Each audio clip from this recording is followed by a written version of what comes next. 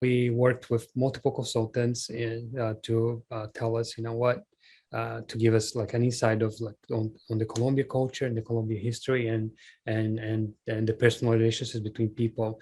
The directors actually got to go to Colombia very early on in the process to kind of visit the place and learn about the culture and the places and the architecture.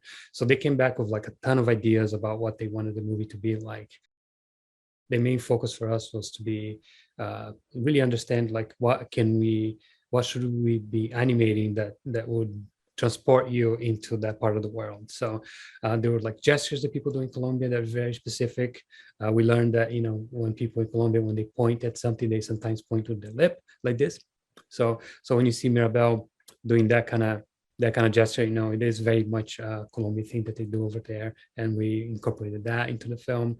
And yeah, I mean, our main job as animators is really to act to our characters, but also, since the movie takes place in Colombia, we wanted to make sure it was very specific and that we were doing justice to the to our characters and make sure they felt like they belong in that part of the world. So hopefully, when you watch the movie, you get transported to Colombia. When we first jumped on the film, the directors talked to us about this house that was, that's almost like a family pet that would be caring for you, that would be looking after you, and would be always there for you whenever you need it. So, as an animation team, we normally animate characters, and characters are normally people or a anthropomorphic character like the characters on Zootopia. So animating a house, it was very different than the things we normally do. So we tried to figure out like, hey, how does that work? If the house is sad, how do we portray that? If the house is saying hello to somebody, how does that work?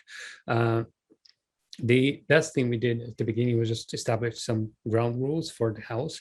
The directors didn't want the house to be just like a magical, like a house that had that anything in it would move by its own. So it had a few rules in place to where the things that the house could use to emote were things that were attached to it, like tiles or sconces.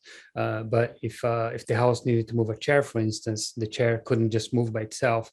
The house needed to pick up tiles or the floorboards underneath it and kind of get the chair to kind of move around. So that was the basics of the rules of how we moved the house. So, and some of the acting choices on it, that was the interesting part of it, where when the house was interacting with Mirabel, he had its own personality and he acted a certain way. He was always there if Mirabel needed something.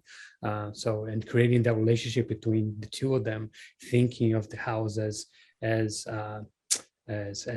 something that Mirabel could relate to, was really important to us. It really drives a lot of the story all the way through the end, and we needed that to be the audience to be very emotionally connected to the house, as not just as a building, but as a character in the film.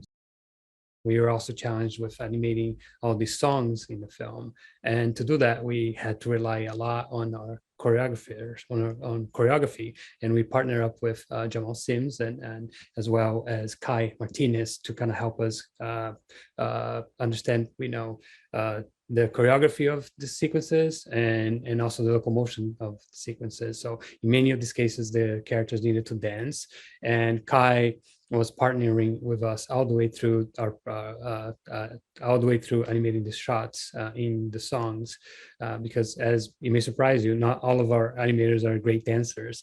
Actually, some of us can't quite dance very well. So having Kai be a partner with us in this process was really crucial to kind of get us to be able to animate these characters believably.